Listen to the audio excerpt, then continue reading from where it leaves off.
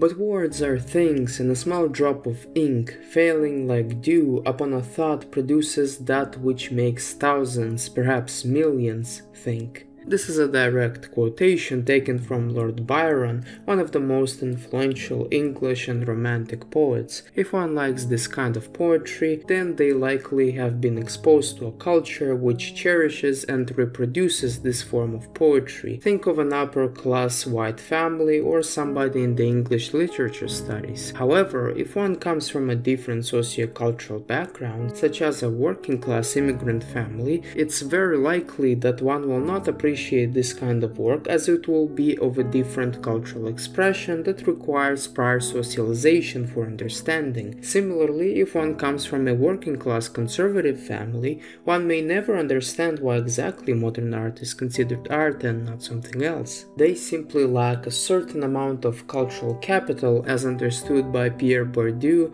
that is functioning as a cognitive acquirement that has to discern a cultural code passed down by open or hidden curriculum through the right education.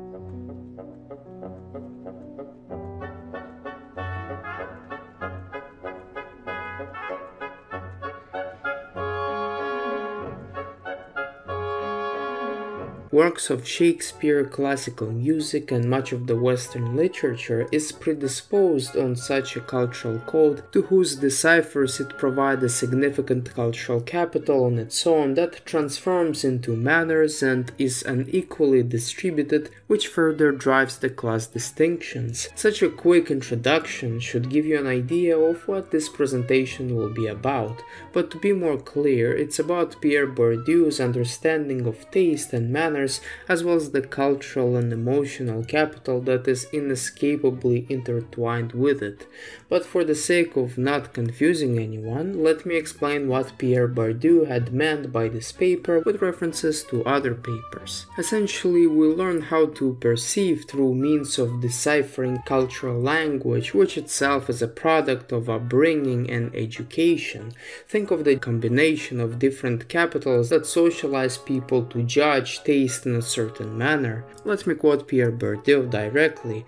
Surveys establish that all cultural practices, museum visits, concert going, readings, and etc., and preferences in literature, painting, or music are closely linked to educational level, measured by qualifications or length of schooling, and secondary to social origin. The relative weight of home background and of formal education, the effectiveness and duration of which are closely dependent on social origin, varies according to the extent to which the different cultural practices are recognized and taught by the educational system, and the influence of social origin is strongest, other things being equal in extracurricular and avant-garde culture. This process, however, although influences and shapes the popular perception for many people, ultimately is distributed unequally and de facto corresponds to a certain class that is at the top of the social hierarchy,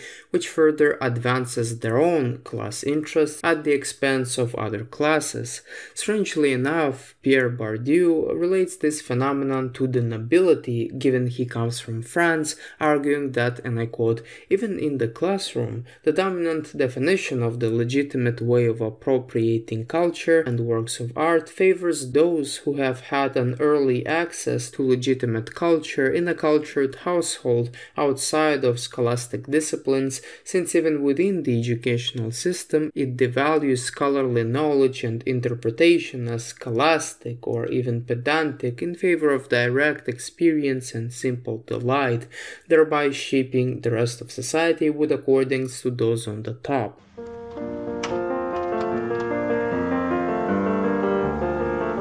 Now, because Pierre Bourdieu had lived in France, his view is largely dependent and shaped by the local circumstances of French history and French social habitus, largely defined by its accumulated cultural capital. However, when such lenses are being adopted and applied to settler colonial countries or countries with different histories like India, Japan, or Taiwan, the particularities are different. However, as I will argue, the process is fundamentally the same. A certain class of people, often united by the same patterns of judgment and culture, would control a given society and trickle down its values to the rest of society, which can manifest in many ways. As Sarah Ahmed points out, it could also often facilitate prejudice, and I quote, "The ambivalence of hatred is bound up with the positing of an effective relationality between the I and the we, but the meaning of we is neither fixed nor univocal. In fact, this study documents how some individuals may develop emotional attachment to new meanings of we as they acknowledge the politics of difference. This can lead to many interpretations that Pierre Bourdieu had seemed to have missed in his essay, likely due to his own difference in relation to Sarah Ahmed and similar-minded people. For example, a dominant social class in the West de facto is spreading the ideas of Western values and opposition to those who are not Western, thereby othering the non-Westerners and often putting themselves above non-Westerners, and all for the reason of a difference in previous socialization which had shaped their taste. Often this idea drives the discourses surrounding assimilation efforts, as often people of a majority culture perceive other cultures as to be a threat to their status, or if we go with Bourdieu's understanding, carry a different subjective taste with them, which is different from the taste of the majority. This is in a way similar to what Edward Said had meant by Orientalism. However, for the purposes of this presentation, it does not limit itself to non-Westerners only. It manifests itself on the class, cultural, gendered, and racial levels, culminating in a habitus, which is another term for a field that would reproduce itself constantly, which then later would perpetrate unequal educational attainment. Moreover, in a paper titled The Interactive Effects of Race and Class in Educational Research, Theoretical Insights from the Work of Pierre Bourdieu, it is argued that race and class influence one another in shaping opportunity and students' conceptions of the possible. It is not just money but culture and race that serve to construct the horizons of the young people in the school.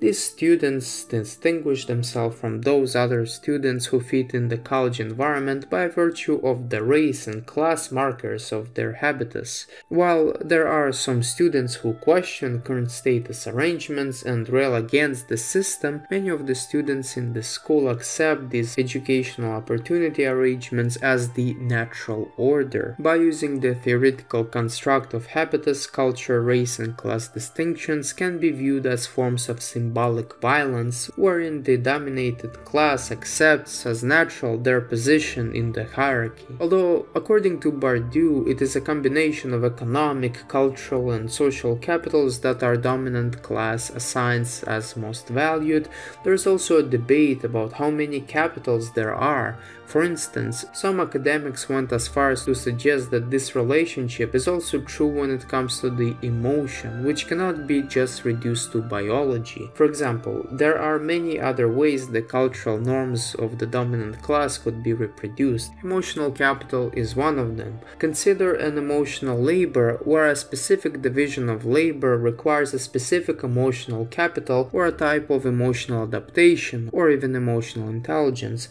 For example, consider the phrase "you should smile more" or "men don't cry." Similarly, this can also manifest in terms of hate or racism. As I've mentioned earlier, it can manifest in othering and treating them less as one's in-group. Consider the phrase "the Islamic religion hates women," or "the third world," which generates an emotional response and programs people to act or feel a certain emotion. As it is argued by Mikhailos Zimbailas, no matter what type of capital it is, it reinforces social hierarchy and social division, and yet again de facto acts as an expression of the will of the dominant class, and as I quote, it accumulates, moves, and is invested for particular purposes. which by the way brings us back to the idea of judgment of taste, which is more or less an expression of these power relations subversively incorporated into culture, socializing people into an ability to perceive an object the way those who trickle down culture want. For example, an upper class family would likely perceive rap or hip hop music way lower than pop or classical music than those raised in the lower class or those who happen to be black or are associated with the comedy or music industry, but not because they might not inherently enjoy it less, but according to Bourdieu's logic, because they have been socialized to respond to it negatively.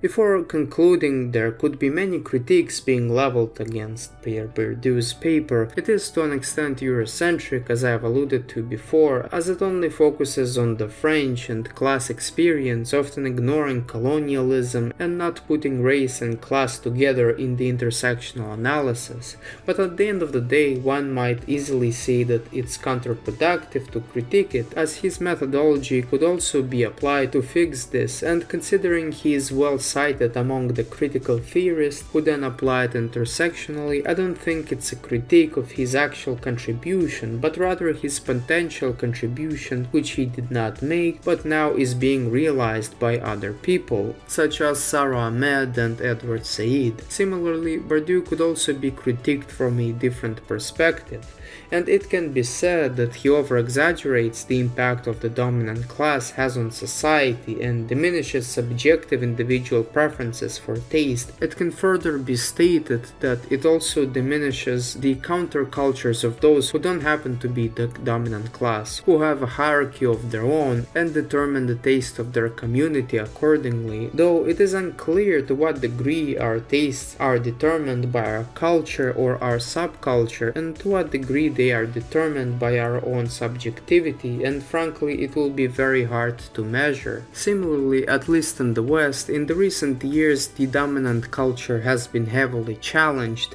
and it is unclear to what degree they are still holding the grip. My own critique of Bourdieu is similar as my own critique of social science as a whole, and it's that although they offer a great social analysis of our world, when it comes to their methodology, it's not as good as I want it to be.